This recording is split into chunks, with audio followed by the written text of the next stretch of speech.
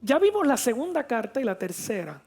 Y vimos que Juan eran 2 cartas personales bien cortitas que él envía para trabajar de inmediato un problema serio que se había presentado en las iglesias.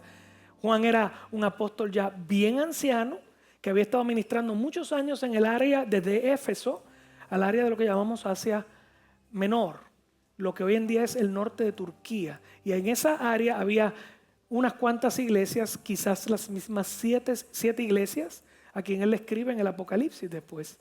Y él ya va ministrando ese lugar y de momento viene un peligro caminando por esas iglesias y él se ve compelido, se ve en necesidad de escribirle unas cartas cortas diciendo yo voy pronto para allá. Se le entendía que él iba a tener que ir y cara a cara bregar con los asuntos que estaban ocurriendo en esas congregaciones que él supervisaba. Así que por eso usted ve que son cartas bien cortas. Puntualmente él dice, no hagas esto. En la segunda carta le dice a una congregación, no hagan esto por favor. Y en la tercera carta dice, hagan esto. ¿Okay? Los pone en aviso de que hay problemas, pero de que hay que resolverlos en verdad y en amor. Repita conmigo, en verdad y en amor. ¿Ok? Así que él quiere visitarlos, él quiere afirmarlos en 2 cosas importantes. 2 cosas importantes. Porque el problema que estaba viendo es que estaban yendo unos predicadores itinerantes, gente que iba de un sitio al otro, apóstoles, profetas, evangelistas, yendo de un sitio al otro, y algunos habían empezado a predicar principios diferentes a los principios que los apóstoles de Cristo habían enseñado. Juan es el último que queda vivo. Juan es un viejito ya. ¿Okay? Y estamos hablando quizás del 70 o el 90 después de Cristo, más de 3 décadas, 4 décadas después que Cristo muere, quizás hasta 6. Así que de momento hay gente que ya no le gusta el mensaje del evangelio simple y quizás por las cosas que escuchaban en la calle. Recuerda, estamos hablando del tiempo grecorromano, la filosofía griega seguía estando en boga. ¿Ok? Y entonces estaban escuchando nuevas ideas y ya estaban cansados de lo mismo y empezaron a mezclar ideas de afuera con las de adentro. Entonces de momento las iglesias recibiendo predicadores con mucho amor, porque esa era la costumbre, que los predicadores cristianos eran recibidos, eran cuidados, se les ayudaba económicamente y luego se enviaban. Y ahora estos tipos están predicando cosas falsas acerca de diferentes tópicos. Los que les tocó a Juan empezaron a predicar en contra de la persona de Jesús. Eso es lo que vamos a ver hoy. ¿Okay? Así que estas falsas doctrinas están corriendo y Juan dice, voy a tener que ir a verlos para afirmarlos en 2 asuntos importantes. Uno, en lo que era la doctrina de la fe cristiana, el contenido de la fe cristiana, lo que él llama la verdad. La verdad en las cartas de Juan es otra cosa que el contenido de la fe cristiana, en qué yo creo. ¿Qué cosas no son negociables para llamarnos cristianos y estar el uno con el otro? ¿Okay? Hay cosas que están ahí que cualquier persona las escucha y dice, pero ¿de verdad que ustedes creen en eso? Sí, Pablo lo decía. No me avergüenzo del evangelio porque es poder de Dios para salvación, pero es locura para los que se pierden. Escuchan esta historia y se oye una historia bien loca, como que somos un chorro de tontos, pero ¿saben qué? A los que se salvan es poder de Dios que los cambia de adentro hacia afuera. Y Dios escogió esa locura y dice para avergonzar a los sabios de este mundo. Que Dios escogió salvar a la gente a través de una manera extraña. Y es lo que Juan va a hablar hoy. Así que Juan dice, si algo tengo que poner en orden es el contenido de la verdad. Y la primera carta de Juan no es una carta, es más que nada un sermón, una predicación. Usted va a ver que él repite en varios puntos los mismos tópicos, porque está intentando que se graben en el corazón de estas iglesias que están en peligro unos principios básicos del evangelio. Esto fue lo que yo les enseñé cuando llegué. Esto es lo que Jesús mismo nos enseñó. Esto no es negociable. ¿Ok? Así que él va a bregar con la verdad.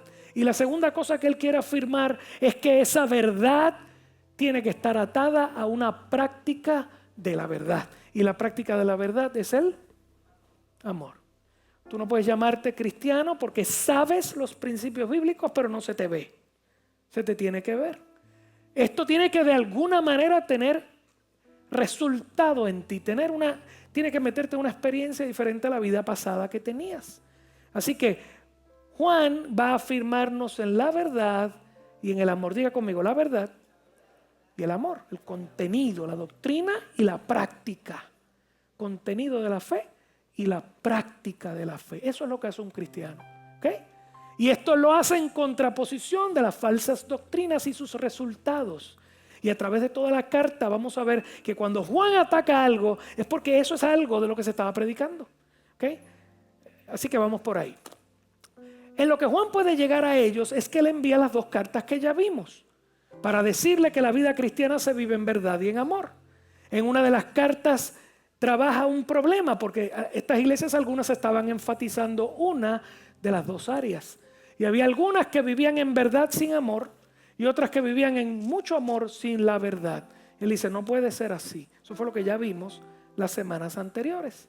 Y vimos que quizás por su edad, quizás un evento que no conocemos, a lo último él no pudo ir a viajar. Así que escribe lo que nos ha llegado a nosotros como la primera carta de Juan. No se preocupe por los primera, segunda, tercera, ni idea, pero cuando usted la lee entiende que es una carta que abunda o expande lo que ya él decía en las otras dos. ¿Ok? Bien. Entonces nos llega esta primera carta que es la que vamos a empezar a ver hoy. Como le dije, es realmente un sermón que profundiza en doctrina y práctica correcta para la iglesia del Señor. Doctrina y práctica. Y toca los temas del amor, de la verdad y de la herejía. Aquellos que están enseñando que no está bien. ¿Me siguen? ¿Todos me están mirando a mí o están mirando algún punto así lejano en el espacio mientras piensan en lo que van a comer después que salgan de aquí? Imagínense que yo soy una chuleta cancán y míreme a mí. A mí. Miren conmigo a mí. Ok, ya está. Es que yo les veo las caritas. Los ojos de ustedes se pierden rapidito. Y hoy le vamos a meter sancocho. Ok, porque es que Juan hace una mezcla ahí bien fuerte. Vamos a hablar de cosas así medio profundas. Pero las tiene que escuchar también. ¿Ok? ¿Sí o no? ¿Qué era lo que estaba pasando en ese tiempo que lleva Juan? A bregar, ya lo acabo de decir. Las cartas definitivamente aluden a un problema de falsa doctrina que estaba influyendo en las iglesias que el apóstol supervisaba. No hay break, había un problema de falsa doctrina. En la segunda carta es cuando vimos la vez pasada que él les pide no reciban en la iglesia ni dejen entrar en sus casas a los que traen alguna doctrina que no se asemeja a lo que los apóstoles de Cristo enseñaron. Así de fuerte era la cosa, así de fuerte.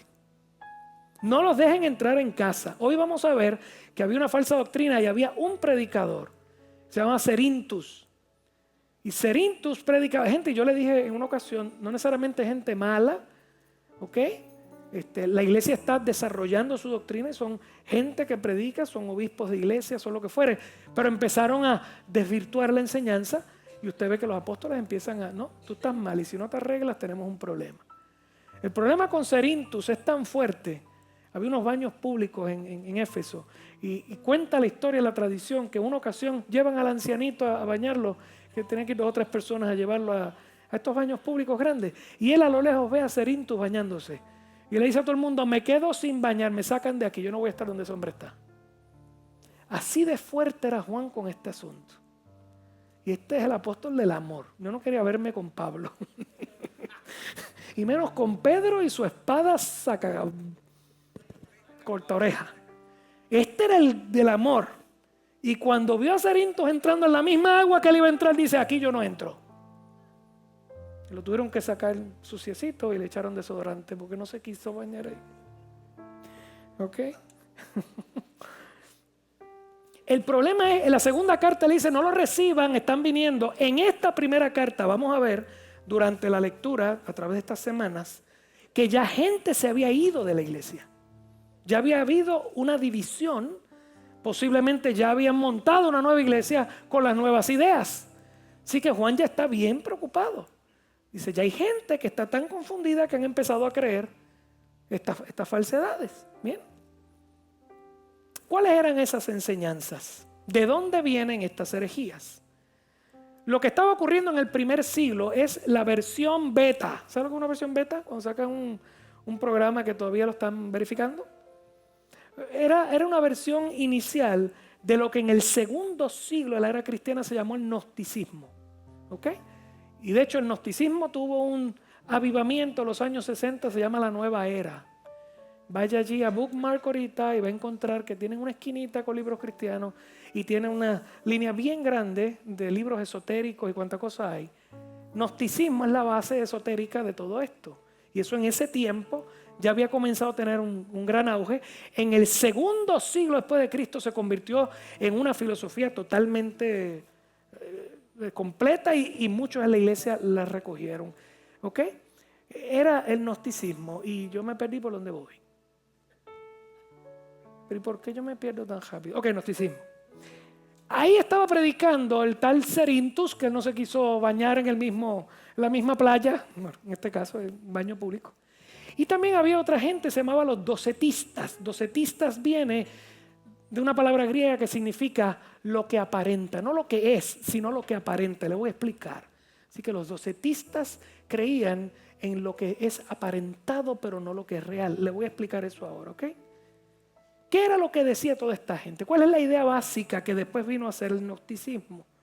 ¿Cuál es la idea? La idea básica es, de hecho, si usted lee filósofos griegos, esta idea está allí bien clara. Que el espíritu, ellos creían que el espíritu existía, que el mundo espiritual existe. Y la materia, lo físico, lo que podemos ver también existe. Digo, algunos no creían que existe tampoco, eso fumaba marihuana y toda la cuestión. Pero había algunos que creían que el material existe y lo espiritual existe. Y entonces decían que todo lo espiritual era bueno, santo y puro, y todo lo material era sucio y dañado. Era una dualidad, un mundo dual donde lo bueno es espiritual, lo malo es material. ¿Ok? Dice, hay muchos de ustedes que lo escuchan y dicen, es verdad, porque las cosas de la carne, pero las cosas del espíritu. Cuando usted lee la Biblia, que Pablo y Juan y todos nos hablan de las cosas de la carne y las cosas del espíritu, nos presentan ese mundo también. Pero tenemos que tener mucho cuidado qué es lo que estamos diciendo. ¿Ok? Escúcheme bien. Dios creó el mundo material y cuando acaba el séptimo día, ¿qué dice? Y vio Dios que todo era bueno. Mundo material y el mundo espiritual, Dios lo creó bueno. El pecado lo dañó. Bien diferente. ¿Okay? Y mucha gente cree que cuando muera se va a ir al cielo y le van a poner dos alitas y van a estar en las nubes por allá arriba con un arpa. ¿Están conmigo? Y que ese es el final de todos nosotros. De hecho, yo lo escucho mucho en las iglesias, ¿no? Y yo lo decía antes. Y a lo último nos vamos todos para el cielo. Usted no va para el cielo a lo último.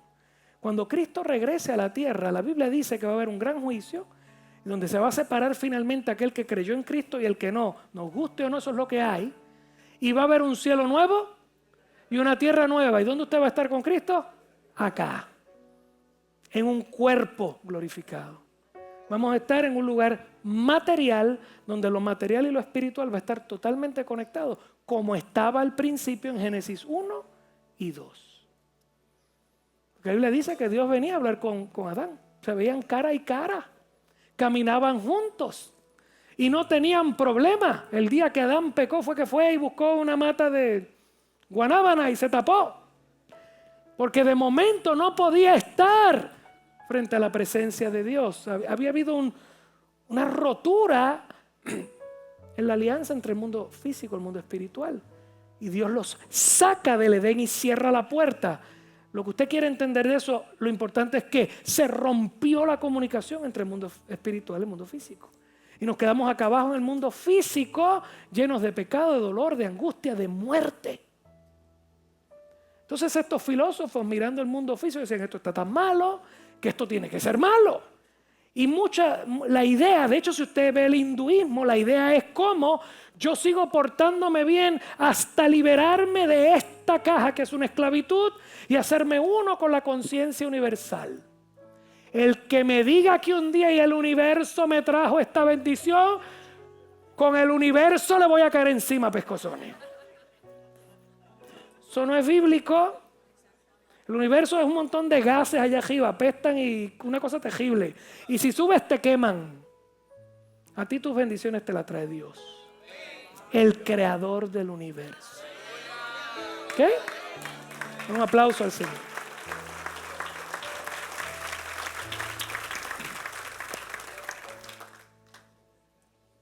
Si ves a alguien que hace algo malo y después le llega el policía y dice, mira, el karma le llegó. Con el karma te voy a dar a ti. ¡Ay, las vibras! Póngase a vibrar, que le tiro con la Biblia que tengo aquí. Las vibras positivas, las vibras negativas. Yo llego allí y hay una vibra negativa.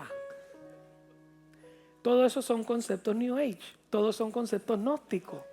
Conceptos de que el mundo espiritual es bueno, el mundo físico es malo y algunos, ¿verdad? Algunas de estas religiones, la idea es que tú vayas mejorándote, escúchame bien, automejorándote. Entonces el concepto del karma en el hinduismo es que si lo hiciste mal esta vez, vuelves y naces para que lo hagas mejor. Y si lo haces mejor, vuelves y naces para que lo hagas mejor. Tú te vas automejorando, o sea, tú te vas santificando tú mismo a ti mismo hasta que un día te liberaron de este cuerpo y te vas a la conciencia universal y allá eres uno con, no sé qué, con quién está allá arriba, los padres de la qué sé yo qué. Con los dioses del Olimpo y todo esto. ¿Okay? La misma cosa. Okay. Yo no me puedo santificar. El Espíritu de Dios me santifica. Por su bondad y su verdad. O sea, todo lo que usted... De hecho, si usted quiere, el cristianismo y el resto de las religiones del mundo entero es el mismo problema. El cristianismo es el que te dice el hombre tiene un problema, se llama pecado y necesita a Dios. El resto de las religiones, inclusive el cristianismo falso, dice tú tienes todo lo que necesitas por dentro para ser mejor. Dios si acaso es una pequeña ayuda para darte la mano y echarte para adelante. No, Señor. Tenga mucho cuidado. Así que tenga cuidado con el karma, con las vibras, con el universo y con todas esas cosas. Los coja yo. Y claro, nadie consultándome ninguna cosa extraña por ahí. Y si alguien ahora mismo aquí tiene una tablita de cuija en su casa, la quema, no se le va a quemar, va a ser así, no me voy. No, aquí que no la traiga. Mucho cuidado. El esoterismo es una cosa profunda. Esta gente, cuando hace esa distinción tan violenta entre lo bueno y lo malo, dice, estos son cristianos escuchando las teorías de afuera. Dice, bueno, pues si Dios es tan perfecto, tan bueno y tan santo, Él no puede mezclarse con la humanidad. Porque lo material es malo, lo espiritual es bueno. Así que en el gnosticismo, y esto lo trajeron a la iglesia, se inventaron una superestructura de muchos semidioses como X-Men o algo así. Muchos semidioses entre el Padre y el Hijo que están acá arriba y la humanidad. By the way, uno de esos semidioses es el que, según ellos, crea la tierra. Porque esa creación es mala, porque lo que creó fue malo. Así que Dios está acá arriba y la creación está acá abajo, creada por un semidios. Algunos llegaron a tal magnitud que dijeron, ese semidios se llama Jehová o Yahweh. Un semigod, un demigod, acá abajo. Gente, esto se estaba predicando en la iglesia. ¿Me entiende? ¿Por qué todo esto? Bueno, pues si la verdad es que lo material es malo y lo espiritual es bueno, el cristianismo lleva predicando estos últimos 50, 60 años que el Hijo de Dios, la segunda persona de la Trinidad preexistente, Dios con nosotros, había bajado a la tierra y se había metido en un cuerpo humano. Y esta gente decía, eso no puede ser. Dios no se puede meter en un cuerpo humano. Se acabaron las navidades, el lechón, los pasteles. No puede haber encarnación. Entonces empezaron a inventarse 20 teorías de qué fue lo que ocurrió con la persona de Jesús. Los docetistas decían que lo que la gente vio en la cruz fue una apariencia de ser humano, pero Dios nunca se puso un cuerpo encima. Un fantasma. Cerinto lo que hablaba era que cuando Jesús, ser humano normal, nacido de una mujer por José y María, no había ninguna concepción divina ahí, no era hijo de Dios, nada de eso. Y ese Jesús, cuando fue al agua bautismal con Juan el Bautista, ahí el Hijo, el Espíritu de Dios en el Hijo, bajó sobre él. Y cuando llegó a la cruz, el Hijo se fue. Y el que murió fue Jesús solito. ¿Ok? La idea era no tener a Dios metido en el cuerpo humano. ¿Está conmigo? Está ahí. Obviamente la idea de Dios metido en el cuerpo humano suena bien loca, bien fantástica. Por eso es que Pablo dice, esta cosa es locura para los que se pierden. Tienes que venir y probarlo, venid y gustad que Dios es bueno. Y que Él dice que fue a través de Cristo que Él se muestra a los seres humanos. Y suena bien loco.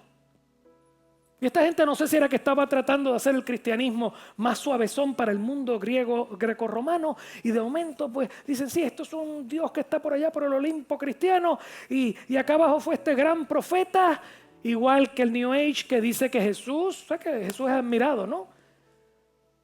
¿Lo saben? Hay libros por ahí que hablan del Mesías cósmico y toda la cuestión. Jesús es bien admirado como un gran profeta, un buen hombre que tenía una iluminación muy grande acerca de los asuntos espirituales y nos ayuda a nosotros a ascender como Él. Muchísimo cuidado con lo que lee y con lo que estudia. Así que de momento Juan tiene una gente que está llegando a la iglesia y le está explicando este revolú que yo le acabo de explicar. Si están confundidos, no se preocupe, yo también. Pero si tú sigues este concepto, te lo repito, la idea cristiana de que el Hijo de Dios, el verbo preexistente, cuando digo preexistente, antes de la creación, o sea que es eterno en la anterioridad, igual que el Padre, divino, esa idea de que se encarnó, que tomó forma humana y que vino a la tierra y vivió entre nosotros, para esta gente eso es improbable e imposible. Y la solución, como ya te dije, que propusieron fue, pues Jesucristo no, Jesús, ese hombre no fue divinamente engendrado, sino es que es un mero ser humano que Dios vino sobre él y después se fue. Pero Dios no puede bregar. Y eso del pecado y de que Dios murió en una cruz, eso es un disparate. ¿Ok? Lo que esas herejías habían traído a la iglesia fue degenerando en 1000 cosas más. Nosotros no entendemos el concepto completo porque no hay prueba histórica o por lo menos documentos históricos que nos digan que esa gente creía. Lo único que podemos entender es que mientras vayamos leyendo la carta, vamos a ver aquellas cosas que Juan ataca.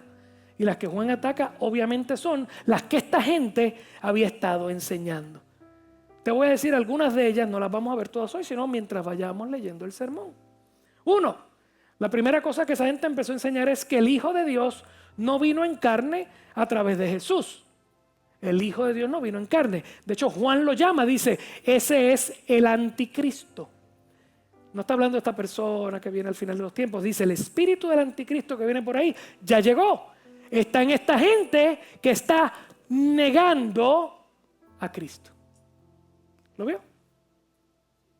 Ahí están aquí. Ok. Eso es. Es que me asusto que se me pierdan. ¿Están overload? Pues los dejo un segundo, lo den. Ok, seguimos. Ok. El Hijo de Dios no vino en carne. Eso es lo que Juan empieza a llamar el espíritu del anticristo. Y dice, y el espíritu del anticristo que ustedes escucharon que viene, ya está aquí. Ya llegó a la iglesia. Ya está un grupo de personas negando la persona y la obra de Cristo. ¿Ok? Otra cosa que usted va a ver, la vamos a encontrar después. ¿Se puede tener una relación con el Padre sin Jesús por el medio? Pues si Jesús no importa. El Hijo no se encarnó. Nosotros tenemos una visión más elevada que todos ustedes, cristianos baratos. Hemos entendido mejor el Evangelio y ahora tenemos una relación con el Padre. ¿Y Jesús dónde está? En ningún sitio, no me importa. Es un disparate serio. Pero hoy en día lo dicen igual. Hay muchos caminos a Dios y el cristianismo es uno de ellos. La Biblia no dice eso. Yo soy el camino, la verdad y la vida. Nadie viene al Padre si no es por mí. Pero si usted levanta a Oprah Winfrey, que se dice cristiana, y ha llevado allí cuánta gente usted se puede imaginar del New Age, para decir, y ella con su boquita de comer ha dicho, hay muchos caminos al Padre.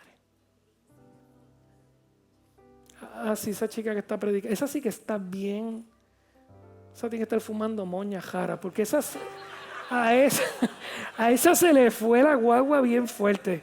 No voy a decir quién es porque acabo de decir una estupidez aquí. Okay. Tercero, los que conocen esto son cristianos más elevados. El gnosticismo de por sí es una idea de que hay gente que conoce una sabiduría que está escondida a todo el mundo y solo algunos grandes intelectuales la pueden llenar. Así que el gnosticismo es gente que sabe más que los demás. Ustedes son unos flojos. Nosotros hemos recibido una nueva revelación.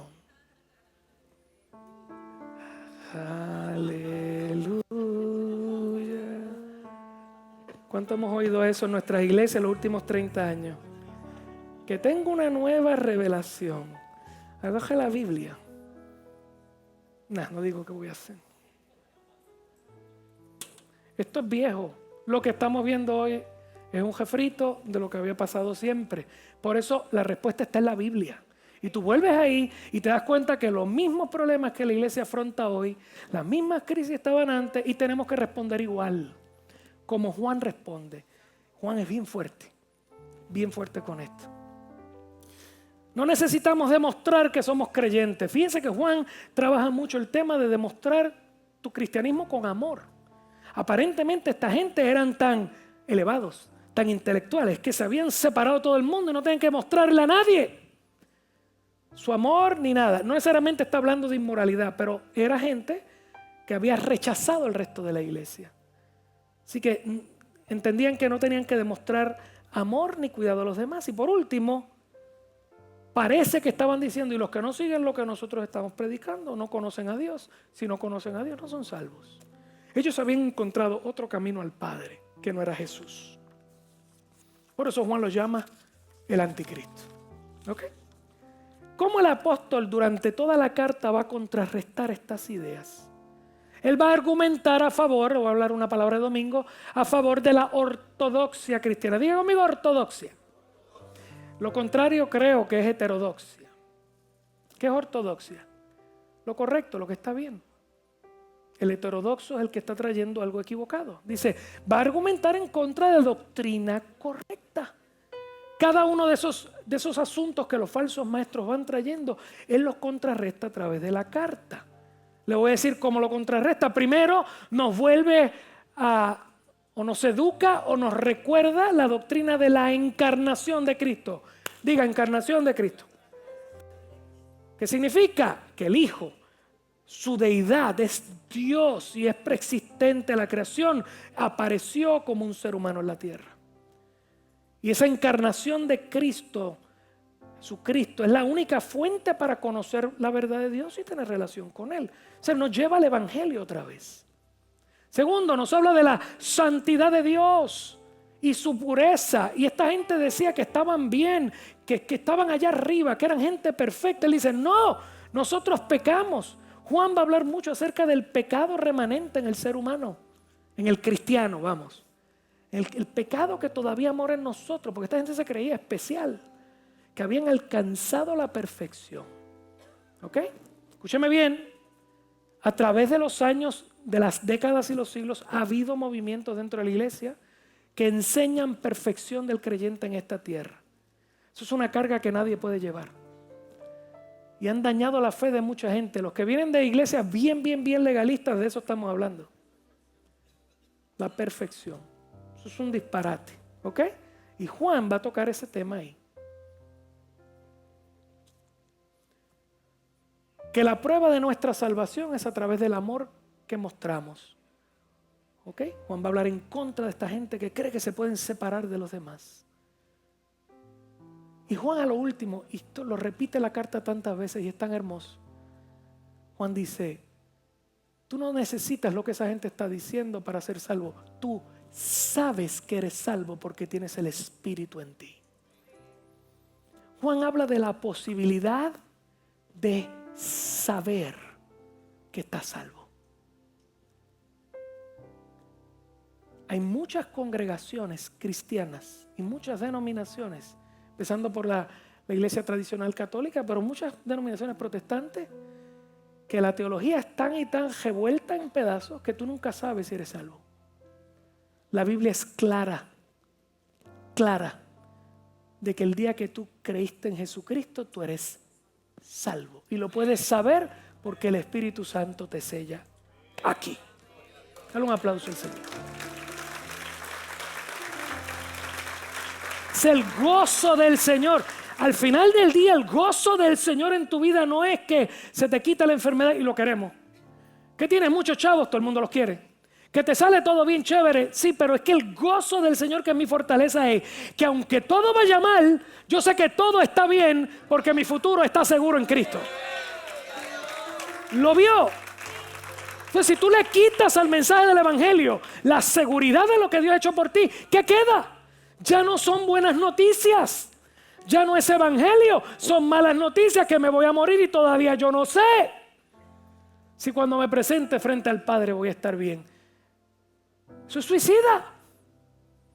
Yo quiero saber cómo es mi condición. Yo quiero saber hacia dónde yo voy. El verdadero creyente que tiene el Espíritu de Dios en su corazón. Peleamos y todo cuando nos vamos a morir, pero a lo último del día usted va donde una persona encamada que es un hijo de Dios, que tiene su fe en las nubes y te ministran a ti y está a punto de irse. Y usualmente dice, ya yo estoy bien, yo estoy loco por ver a mi Señor. Porque de momento algo ha pasado en esos días, en esa cama, en ese revolú, que ya todo está en orden. Porque el Espíritu de Dios da testimonio a nuestro espíritu que somos hijos de Dios. Y si hijos, coherederos con Cristo de las bendiciones del cielo. Y tú tienes que levantarte todos los días sabiendo que eres hijo de Dios. Que lo que pase hoy, bueno o malo, está en sus manos porque eres su hijo.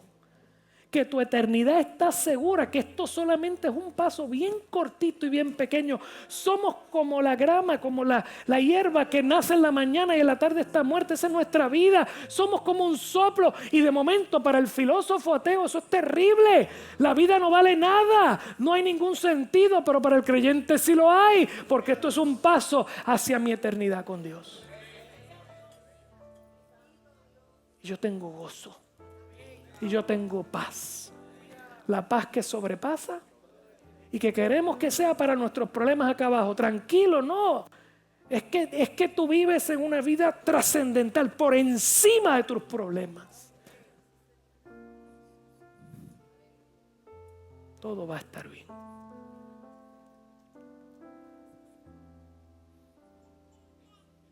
Así que Juan va a ir refutando todas estas cosas. ¿Ustedes me permiten? Ya me quedan 20 minutitos. ¿Me permiten 40? Relajo. 20. Vamos solamente a la introducción de la carta hoy, más nada. Porque en esta, una de esas cosas que él refuta, ya las empieza a refutar ahí. Esa idea de que el Cristo encarnado, no hace falta para conocer al Padre, la vas a leer en estos 4 versículos que te voy a leer. Vaya conmigo, primera de Juan 1, del 1 al 4 dice. Así que ya sabe, vamos a ir a la primera idea. Sí, voy ahora. Lo que era desde el principio, lo que hemos oído, lo que hemos visto con nuestros ojos, lo que hemos contemplado. Eso, una cosa es ver, otra es contemplar. Contemplar es que me quedo quieto. Usted va a un museo y pasa corriendo y ve las pinturas, pero si usted quiere verla con calma, usted se sienta en una mesita que le ponen y se sienta a mirar con calma. Y eso es lo que Juan está diciendo. Lo que hemos oído, lo que hemos visto, lo que hemos contemplado, lo que palparon nuestras manos. ¿Qué es lo que tú palpas? ¿Qué es lo que tú ves? ¿Qué es lo que tú escuchas? ¿Qué es lo que tú palpas? ¿Lo espiritual o lo material? Lo físico, lo creado. Juan comienza por ahí. Lo que era desde el principio, lo que hemos oído, lo que era desde el principio, lo que ya estaba cuando todo comenzó. Lo que hemos oído, lo que hemos visto con nuestros ojos, lo que hemos contemplado y palparon nuestras manos tocante o respecto al verbo de vida. En unos minutos vamos a Juan, el Evangelio, capítulo 1, donde él dice, en el principio era, y el verbo era con Dios, y el verbo era Dios. Aquí está volviendo a llamar a la persona, a la segunda persona de la Trinidad, el Padre, el Hijo. Y el Hijo es llamado el verbo o la acción, la palabra de Dios en acción. La palabra de Dios en acción. Lo que nuestras manos palparon tocante al verbo de vida. Y de momento es un paréntesis porque Él quiere rebosar, dar su testimonio. Porque la vida fue... ¿Qué es lo que se manifiesta? lo que tú no ves. Y de momento lo que tú no ves sale y lo ves. Dice la vida, ¿qué es la vida? Y él está medio filosófico aquí, ok, pero sígalo. La vida fue manifestada. Aquello que Dios nos da para continuar para siempre, de momento apareció físicamente frente a mí. Y la hemos visto y testificamos y les anunciamos la vida eterna, la cual estaba con el Padre. ¿Y qué? Y se nos manifestó. Él está hablando de algo que estaba con el Padre. Alguien que estaba con el Padre y se manifestó. Y él sigue, versículo 3, voy a explicarlo ahorita. Lo que hemos visto y oído, esto les hemos anunciado, para que también vosotros tengáis ¿qué? Comunión con nosotros. Y nuestra comunión verdadera es ¿con quién? Con el Padre. ¿Y quién? Y con su Hijo Jesucristo. No lo separa. Versículo 4, belleza de este versículo. Estas cosas os escribimos para que vuestro gozo sea cumplido. ¿Qué es lo que Juan está haciendo en esos 4 versículos? Hay que leerlos 1000 veces, pero escúcheme, le voy a tratar de explicar esto rápido. Juan comienza con una fuerte defensa de la encarnación del Hijo de Dios en Jesús. Pastor, ¿qué significa encarnación? Ponerte carne encima. Eso es lo que tú y yo celebramos en Navidad. ¿Ok? Con los pasteles, lechón, el regalo y toda la cuestión, el arbolito. No, lo que nosotros celebramos es que Dios se hizo hombre. Emmanuel, Dios con nosotros. Lo que los ángeles dijeron allí. Dice, y he aquí Emmanuel, Dios con nosotros. Aquello que está en otro lugar, que no puedo ver, que es trascendente, de momento se manifestó. Aquí está.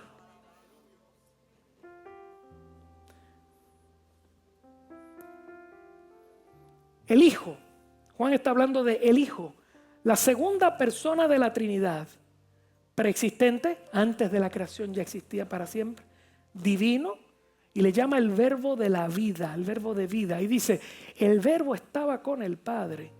Entonces eso se repite la idea que ya te dije. Vamos un momentito ahí a Juan, el Evangelio de Juan capítulo 1, los mismos 4 versículos al principio, dice, en el principio era el verbo, léalo conmigo, vamos, en el principio era el verbo, y el verbo era con Dios, y el verbo era Dios. Mira lo que dice, el verbo era con Dios, y el verbo era Dios. Es la idea de más de una persona, pero una sola entidad, la Trinidad. Y tengo 2 personas de la Trinidad allí, con Dios y es Dios. Próximo texto ahí. Este era en el principio con Dios. Versículo 3. Todas las cosas por Él fueron, vamos, léalo conmigo. Todas las cosas por Él fueron hechas. El verbo en acción. Dios decía, sea la luz, y de momento, ¡bum!, aparecía la luz. ¿Por qué no dice en la creación que Dios fue a hacer algo, unos átomos y hacer una mezcla y tirarla? No, dice que lo habló. Porque el hablar de Dios no es como el tuyo. El mío es viento que sale de mis pulmones y pasa por mi, ¿cómo se llama esto aquí? Por las cuerdas vocales. Resulta que el hablar de Dios es una persona que se llama el Hijo.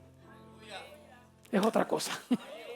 Quizás no lo entendamos todo, pero es otra cosa. Y cuando Dios hablaba, el Hijo que estaba con Él hacía. Palabra en acción. Sea la luz, sea los árboles del campo, sea los animales que se arrastran. Y Él lo decía y salía. Ok, ¿puedo dañar esto ahora? Cada vez que usted vaya a una iglesia que le digan que usted es un diosito pequeño, aunque no se lo van a decir así ya, no se lo van a decir, pero que usted declare con su boca para que eso se haga porque usted es hijo de Dios, mucho cuidado. Yo puedo declarar las cosas que dice la palabra de Dios acerca de Dios. Yo puedo declarar lo que Dios ha hecho por mí, que está en su palabra, pero yo no creo cosas. Eso es Dios. Eso es decir que por mi boca yo tengo el mismo poder de Cristo. ¿Alguien me está entendiendo? Y yo sé que ya eso está pegado en las iglesias y yo sé que la gente no, de corazón no están tratando de decir algo feo, pero es un problema. Es el gnosticismo metido en la iglesia. Yo no puedo ser Dios. Yo no tengo el poder de Dios. Solamente Dios habla y crea. Si Dios me manda a mí a decir algo es porque Él lo va a crear, no yo. Yo quiero que usted sepa que esto desde los años 1950 en Estados Unidos se enseñaba. Hay toda una teología detrás de esto, que es la que usted conoce, la teología de la superfe. Es un disparate. Bien serio. Solamente Dios puede crear. Porque el modo de creación de Dios es Cristo. ¿Me entendió? Ok. ¿Qué está diciendo Juan aquí? Que ese verbo, esa palabra en acción, que es una persona porque era Dios pero estaba con Dios, o sea, estaba con el Padre, y ellos dos, después el Espíritu nos lo muestran también en la palabra, son Dios. Están ahí y de momento ese hijo o esa segunda persona, ese verbo que da vida cada vez que decía y sea la luz y sean los animales del campo y sean las bestias del mar, y salía Cristo, el Hijo salía allá y daba vida. Él es el verbo de vida. Y Juan está diciendo, ese es el que se nos manifestó. Manifestó es una manera física. Esto está exactamente en contra de la idea gnóstica que estaban predicando en las iglesias de él. Juan da testimonio de ese encuentro personal. Dice lo que hemos oído. Fíjense que él usa términos físicos y lo hace con toda la intención. Le está diciendo a la iglesia, gente, lo que le están diciendo a ustedes es un disparate. Lo oímos y aquí yo quiero detener. Escúchame bien. Yo he tenido mis crisis de fe con esto. Porque de todo el asunto del evangelio, la historia más increíble es la de Cristo. Y hubo un momento en mi vida que yo tenía crisis de fe con el asunto. ¿Y cómo yo predico esta cosa tan loca? ¿Y sabe qué es lo que más a mí me ayudó? Estos versículos de Juan. Porque esta gente está hablando de lo que ellos vieron. La Biblia dice que un día Pedro, Juan y Jacobo subieron con Cristo a un monte. Y estando allí orando, se abrió el cielo y Cristo fue transformado en otra cosa. Y de momento se le para al lado Elías y Moisés. ¿Usted entiende por qué es Elías y Moisés? ¿Qué está en el Antiguo Testamento? La ley y los profetas. Ellos testifican ¿de quién? Del Hijo. Todo el Antiguo Testamento testifica. Por eso Jesús mismo lo dijo. Ustedes creen que en las Escrituras van a conocer de mí y ellas testifican de mí. Y ese día Dios le revela a estos tres muchachos, Cristo es el fin de la ley y los profetas. Y sale una voz del cielo que dice, este es mi Hijo amado, a él oí. Se va la visión y muchos años después Juan tiene que escribirnosla y decir, esto yo lo vi, esto no me lo contaron. Y no fue una iluminación, como es una alucinación porque me olí una hierba que estaba ahí al lado. Éramos tres y los tres vimos lo mismo. Y yo lo toqué y yo lo palpé. Y lo echaron en la cruz y se murió y dijimos, se acabó esto. Aquello sí que fue una visión de chuleta y de pizza. Y a los 3 días resucitó y lo volví a tocar y lo volví a ver. Y nos llevaron a un sitio y aunque suene bien loco, lo vimos cuando se levantó. Y asustados, estoy seguro que estaban asustados, está subiendo en una nube, pero ¿qué locura es esta? Bueno, locura era que se había levantado de la tumba. Y de momento miran para atrás y hay 2 ángeles y le dicen, como lo vieron subir, así viene bajando. Dale un aplauso al Señor.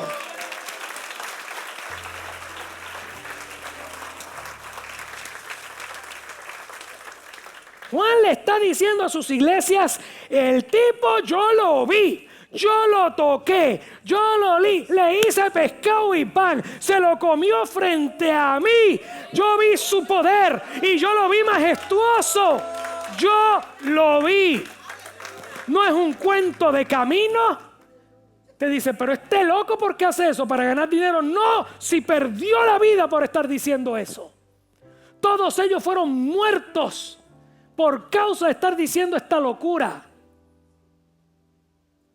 Ese es el testimonio más brutal que tenemos, que Jesús fue un ser histórico que vivió en tiempo, en un lugar, pero que era Dios.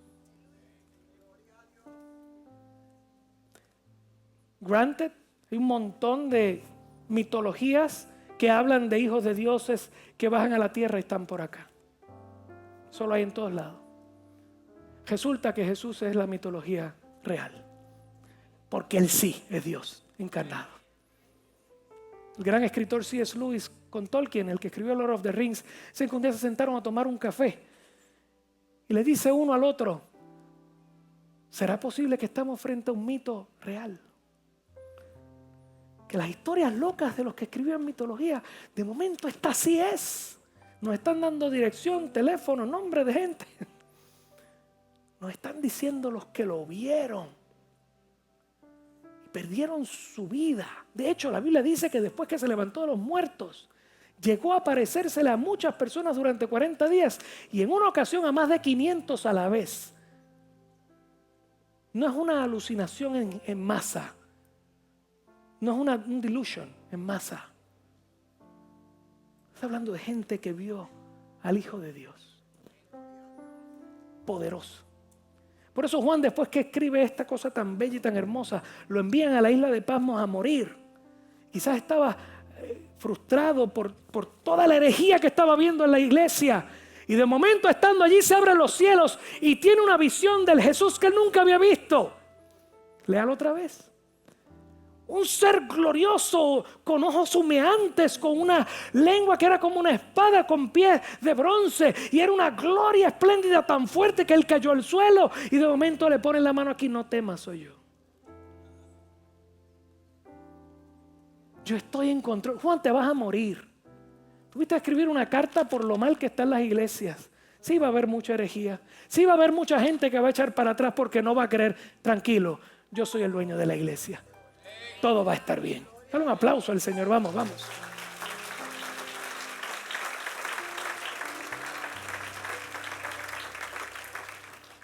Por lo tanto, Juan nos está diciendo: el verbo, la palabra en acción de Dios, se hizo hombre y se nos manifestó y lo vimos. Se hizo un hombre en la historia real de los seres humanos.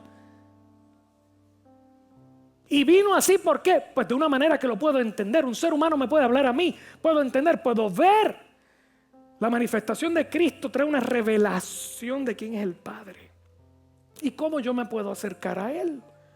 Escúcheme bien, Jesús fue el mensajero. Esto me fascinó. Hay Howard Marshall, el que estoy leyendo, uno de los escritores de los comentarios que estoy leyendo, dice: Jesucristo era el mensajero y el mensaje. Mira si lo agarra. El mensajero y el mensaje. Él llega con un mensaje del cielo. Dice: ¿cuál es el mensaje que tiene? ¿Qué fue lo que le dijo? ¿Felipe fue? No, Felipe no. ¿Cuál era el que nunca creía nada? Toma. Está bueno, tú estás chévere y todo, pero muéstranos al Padre. El que me ha visto a mí. Yo vengo con el mensaje del Padre, pero yo soy el mensaje. Mi vida, mi ética, mi moral, las cosas que te estoy diciendo de la eternidad son reales. Las cosas que te estoy explicando de la ley antigua que no entendía son reales. ¿Tú quieres ver a Dios? Veme a mí. El único camino al Padre soy yo. Soy el camino, la verdad, la vida. Soy el pan que descendió del cielo. Soy la luz. Cristo. No hay nadie más. No hay nada más. Nada más. Nada más. Jesús es el mensajero y el mensaje. Su vida perfecta, su ética, su moral, su amor, su servicio, su sacrificio por toda la humanidad reflejan al Padre, que llega a nosotros a través de su palabra, que no solamente es hablada, escuche, no es solamente hablada, sino que la podemos ver. Gente, esto que le he hablado es la base y el principio, es el contenido de la fe cristiana. Cuando Juan dice que tenemos que amar a Dios en verdad y en amor, la parte de la verdad es esta, el contenido de la fe cristiana, el fundamento de todo lo que después vamos a escuchar. Escúcheme bien, no hay cristianismo sin este Jesús. No hay cristianismo sin este Jesús que es el Hijo encarnado. Cualquier otra cosa no es cristianismo, es una aberración.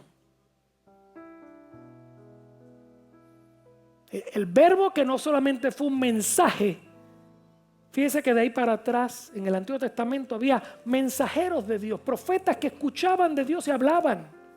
Pero en esta ocasión no es un profeta que habla de parte de Dios, Él es el mensaje. ¿Quiere verlo? Hebreos 1, del 1 al 3, rapidito, escuche bien. Dios, léalo conmigo, Dios habiendo hablado muchas veces y de muchas maneras en otro tiempo a nuestros padres por los profetas, que dice después, en estos postreros días nos ha hablado por el Hijo, a quien constituyó heredero de todo y por quien asimismo hizo el universo. ¿Y que dice después? El cual, siendo el resplandor de su gloria, la imagen misma de su sustancia, quien sustenta todas las cosas con la palabra de su poder, habiendo efectuado la purificación de nuestros pecados, la cruz, señores, por medio de sí mismo, se sentó a la diestra de la majestad en las alturas. Ese es Cristo. Ese es Cristo. Él había hablado antes, pero esta vez la palabra misma vino y se nos manifestó. Dale un aplauso al Señor.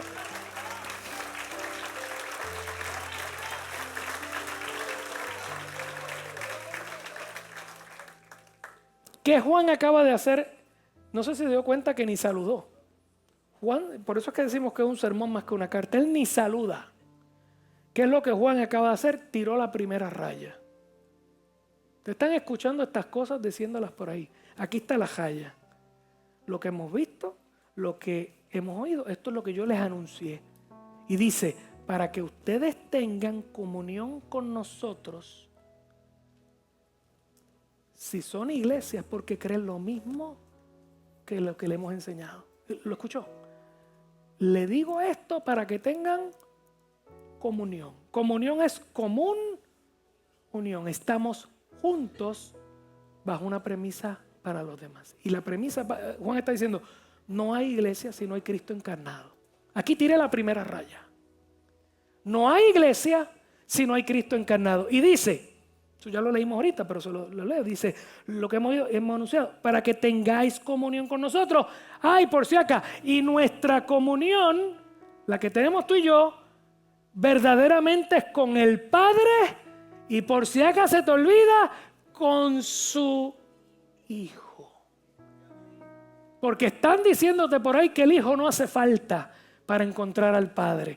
Lo que hoy en día sigue diciéndose por ahí, que hay muchos caminos a Dios. Y Juan está diciendo, aquí está la jaya. Dame el versículo de primera de Juan. Es el versículo que sé que están mirando, el 3. El 3. Lo que hemos visto y oído, eso anunciamos. Para que también vosotros tengáis comunión con nosotros, iglesia. Somos iglesia si creemos esto, si no, no. Y por si acá, lo que creemos en conjunto es que el Padre y el Hijo están unidos. No hay cristianismo sin Cristo. No hay cristianismo sin Cristo. Esto lo recibí esta mañana. El ministerio Ligonier, del viejito que yo más amo, R.C. Sproul, Dios lo tenga en su gloria. Hacen un estudio cada año, cada 2 años, es una encuesta en las iglesias. En las iglesias, y no todas, las iglesias evangélicas de Estados Unidos, que se supone que es el Beacon of Light.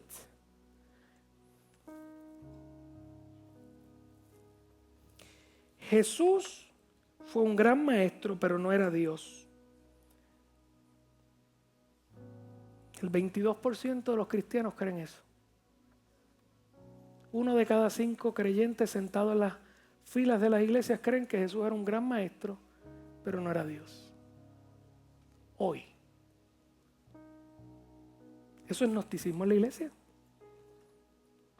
Hay otras aquí. ¿Quieren que le lea uno o dos más? Que están chéveres, están chéveres. El Espíritu Santo es una fuerza, pero no es una persona. 60% de los evangélicos creen eso. No hay Trinidad en la cabeza de ellos. Todo el mundo peca un poquito, pero la gente es buena por naturaleza. ¿Cuántos estuvieron el viernes aquí? Que le metimos una bomba atómica a esa idea.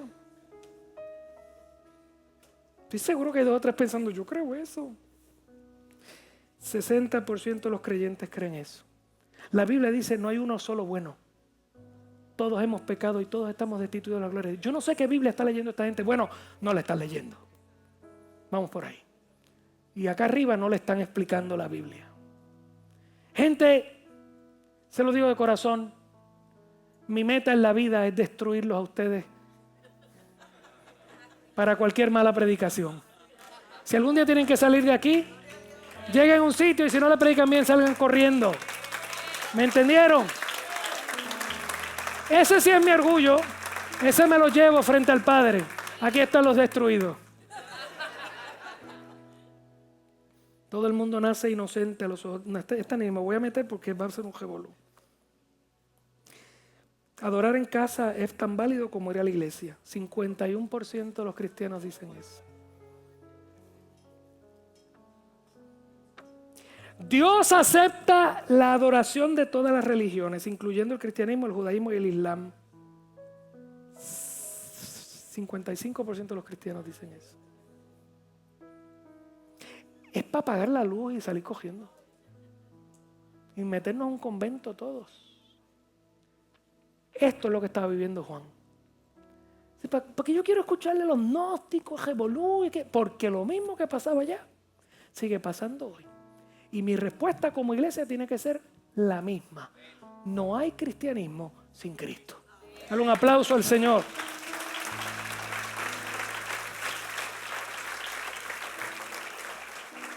Cierra tus ojos, por favor. Yo quiero saber si hay alguna persona en este lugar. Hace tiempo no hacemos un llamado para esto. Yo quiero que tú sepas que el mensaje del Evangelio es que Dios se puso carne, vino a esta tierra.